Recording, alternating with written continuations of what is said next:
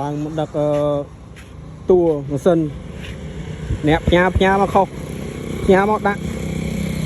មកខេត្តវិញដាក់នៅផ្សារច្បាស់ដាក់មកខេត្តឥឡូវឡើងមកយកដល់ខេត្តជាមួយកម្មគូទៀត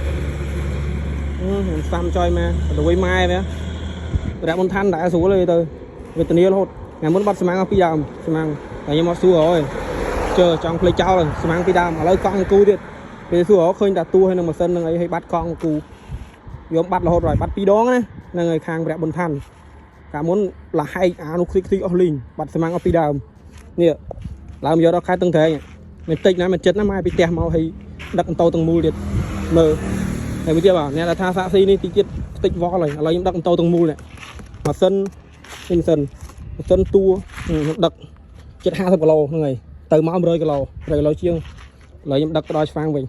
ហើយមើលនេះចាក់ស្ដាយចយម្នាខ្ញុំដឹងនិយាយមិនទេមកក្រុមហ៊ុនរៈមុនឋានបាត់2ដងណាបាត់2ដងហើយបាត់2ដងហើយបាត់មិនលេសោយទេឥ